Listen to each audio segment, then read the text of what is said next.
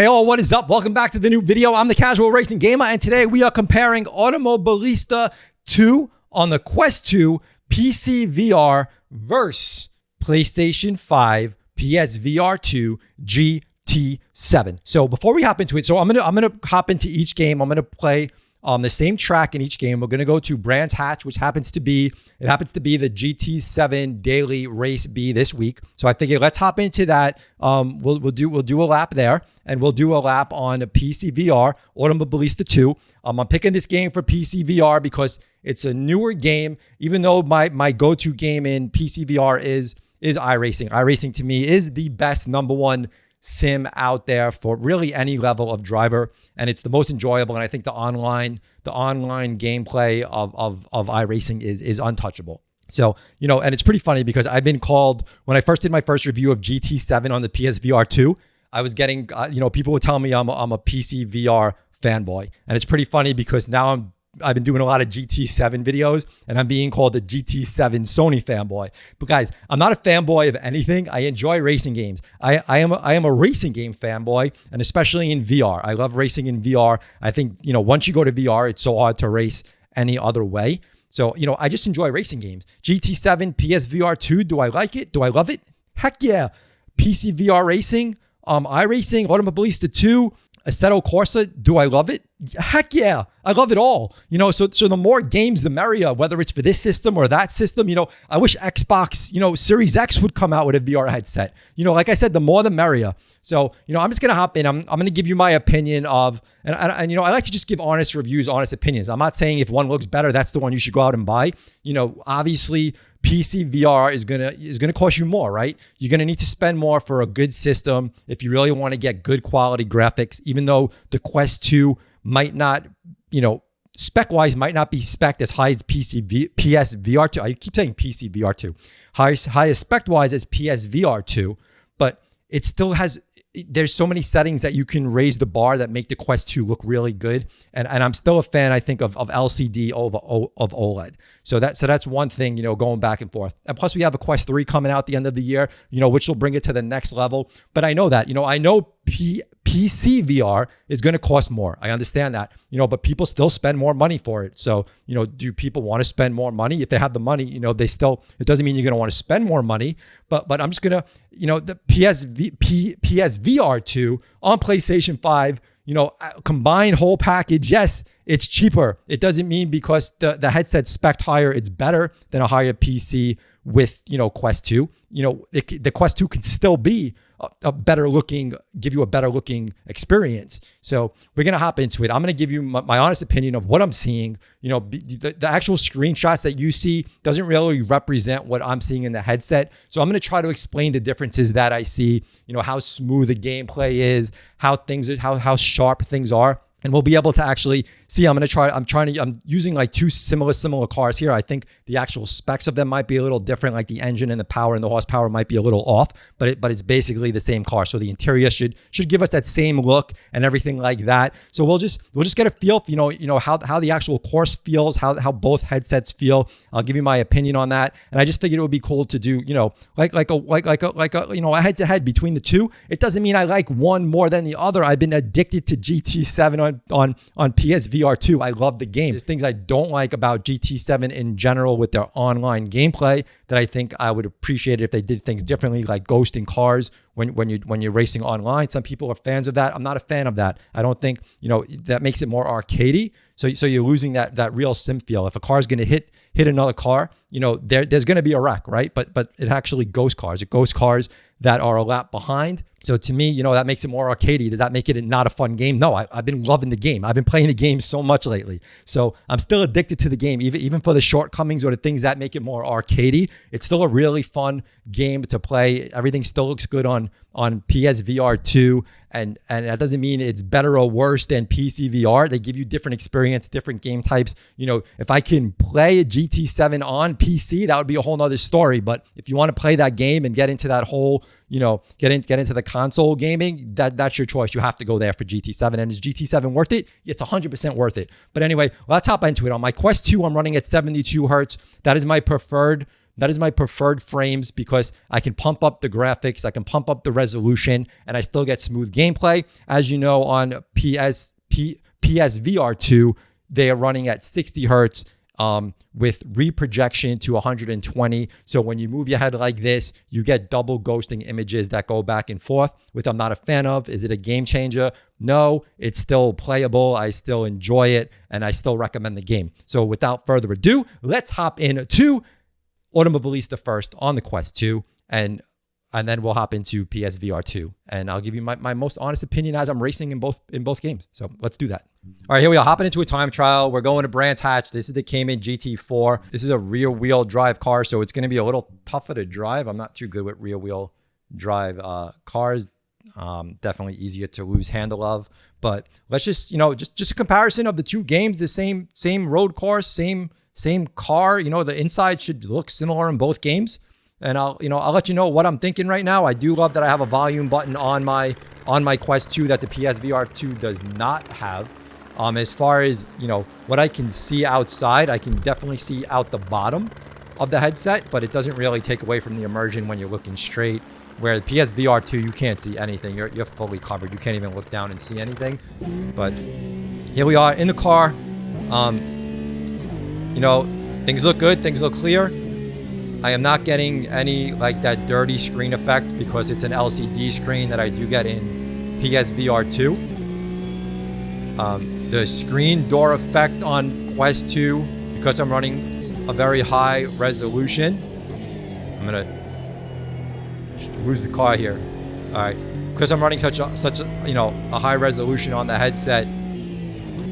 The screen door effect is not. It's really like unnoticeable. You really can't see it at all. I am definitely gonna struggle with this car a little bit on the handling. So we'll have to just take it a little bit slower, but I'll be curious to see how the handling is going to differ playing on the PlayStation 5 PSVR 2 as far as the handling of both cars. But this would definitely not be my car of choice to race on this track. Rear-wheel drive, just really tough. So we're gonna drive a little more cautiously than I probably would drive. We're losing control here, but that's okay. Let's restart. Let's restart, and we'll take it even a little more careful. But this is what I'm going to be curious to see how it handles differently on GT7. Is my car going to lose control that easily, or is it going to be a little more easier to control? I think it might be a little more easier in GT7. I think it's definitely going to be a little tougher in Automobilista 2, but I could be totally wrong. Man, all right, let's go. Everything looks good. Everything looks clear. Looking good. The dashboard looks good. The car around me, everything looks good in the car. Everything's pretty clear on the outsides when you're looking around. Everything looks good.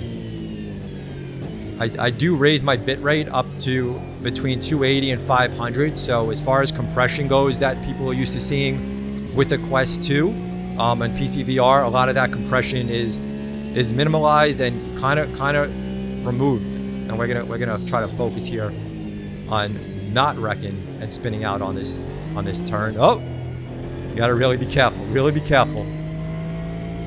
But this is what I'm really gonna be interested in seeing and how different this car handles, in GT7. Is it gonna be much easier to handle? Because right now I am really struggling to handle this car right now. So will I you can just see it losing there. So will I struggle the same in GT7? Is the drive gonna look the same? Driving really careful here, but everything looks good. The gameplay, smooth. I do feel a little bit of maybe drop frames here and there, which something I get in Automobilista, but not enough to make it really too noticeable where it's bad. But the clarity is really good.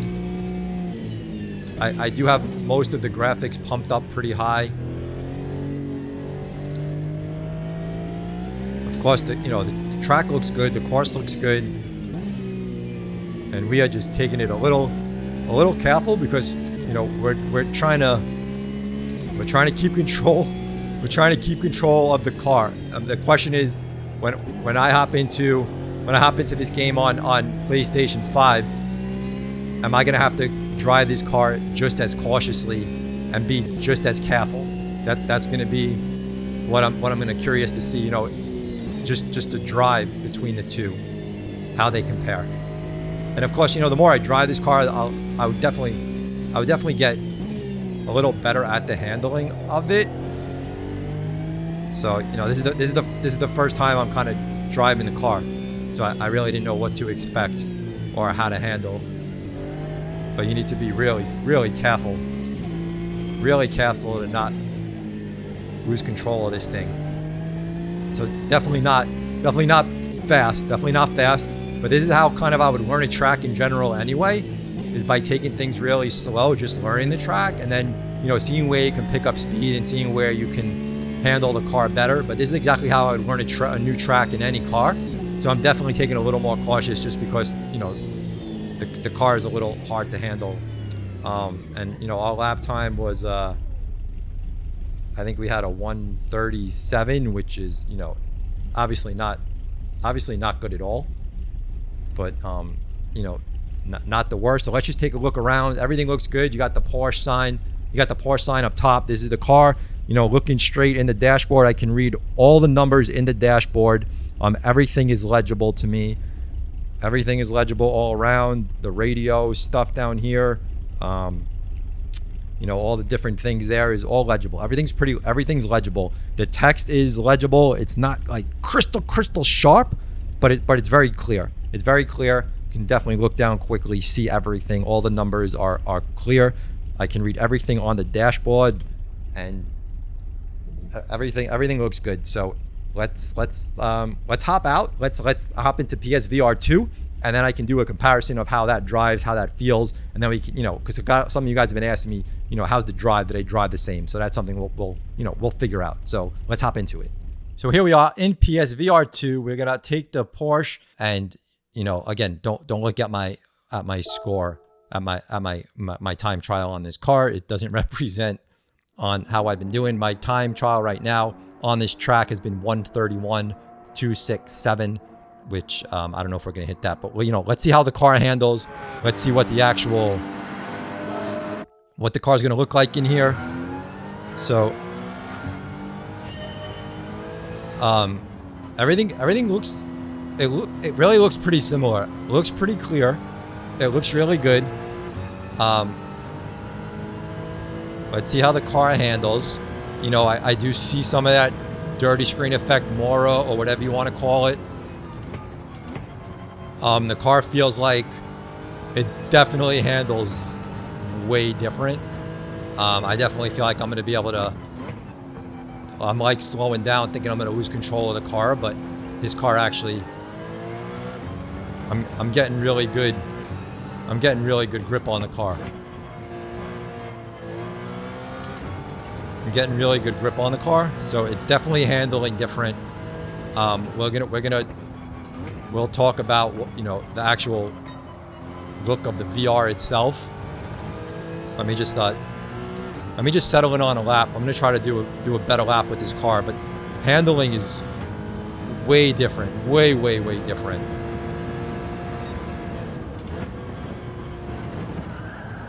Oh, taking that hot. It's all right. We're gonna. Oh, all right. Let's. All right. That was just my bad driving. That wasn't due to the car handling.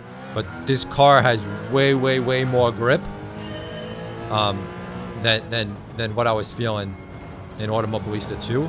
It was way harder to drive that car. So let's see where we can push it. So it looks. Besides that, I was not even paying attention to driving. Besides that dirty effect on the screen,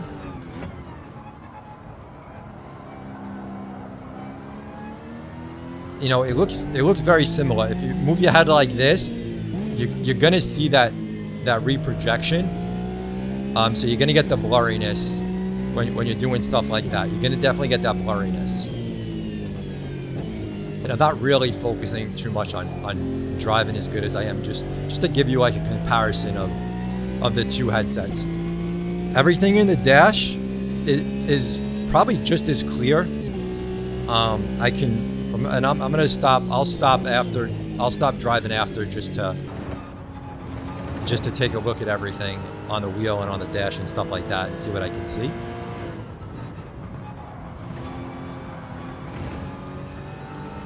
But I want to just finish the lap here. Oh, I forgot about that turn coming up. It's all right. It's all right. We're gonna do another lap. We're gonna do another lap just to focus a little bit on the lap. But the handling, it's literally night and day between the two games. Now, which car actually handles correctly and more realistic? I can't answer that. I've never driven these cars in real life. But the driving experience, let's try to do a better lap here though. The driving experience between the two cars is way different.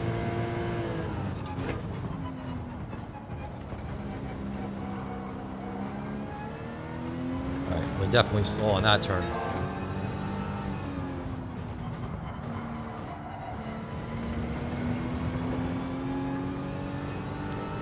And I'm just messing with a couple of different gears that I generally wouldn't be driving in, but I'm just trying some different stuff here. But everything looks good. Everything looks, again, if you move your head like this, you're gonna get that reprojection. You're gonna get a blurriness. You're gonna get like a double looking effect.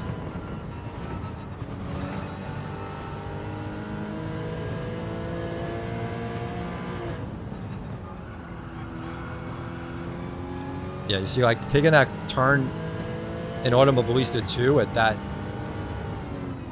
that speed, I would have lost the car. There's no way I would have been able to hold control of that car right there.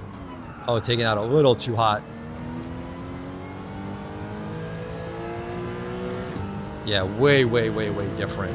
My lap time's obviously going to be horrible because I'm not really focusing on the drive itself. But wow.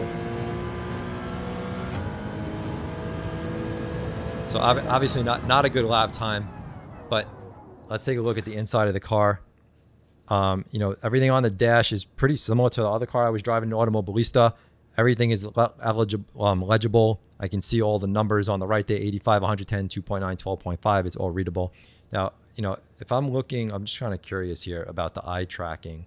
If I'm looking over here and I look that way and I'm seeing if it gets clearer when I turn. Like the 9 on the 9 on the dashboard, on the speedometer. When I look at it, I look straight, I look down. The 9 is blurry. When I move my head down like this, the 9 just got clearer. So with eye tracking, I would think if my eyes look down at the speedometer from here, it should get clear. So the more I lift up, I move my eyes down. It's still kind of blurry. I move my head down. It's now clear. So I don't know how the eye tracking is working. But when you do things like that, it's definitely clearer when you move your head down as opposed to just moving your eyes. But definitely the two drives are way different. They're both rear-wheel drive. I don't know if anything else would have been different between the two cars, but this car was way more easier to handle than the other car. So maybe you guys can let me know in the comments. But the drive itself, we're talking about the drive itself is two completely completely different. They're not even close. The VR is very similar. Again, you just have that more like a dirtier screen effect on more like certain areas where you can see it, where that wasn't, you don't see that on the Quest 2 and PCVR. You get the screen door effect is so minimal that you barely even notice it. But they're very similar. They're very similar. I don't feel that like I hopped into one and it was like, wow, this is awesome. I hopped into the other and I'm like, wow, this is even more awesome. they're both great experiences. They both feel really well. Both cars, obviously the cars drove differently. But I'd love to test out the same different cars, 4-wheel drive, front wheel drive, and then see how those cars handle between the two. But that was just my thoughts, my opinion. I'm not here to sell you one over the other. I just wanted to try them both out back to back and see what I thought. So let me know your guys' opinion if you've tried both. I know a lot of you guys who have PCVR and have bought GT7 and a PSVR2 headset. I know you guys have really been loving it. Obviously you're getting a different game between the two. You're racing on a line in GT7. You got cars that go, so after a wreck you can basically drive through them, and different things like that change the whole game up and the drive itself between these two cars. But anyway, guys, hope you enjoyed the video. Subscribe if you liked what you saw, and thumb it up as well. And we'll catch you on the next one. Hey, also in the crash physics, I found that in GT7 the crashing isn't there. So that's another thing that makes it a little more arcadey than sim-like. All right, now I'm out of here. Peace.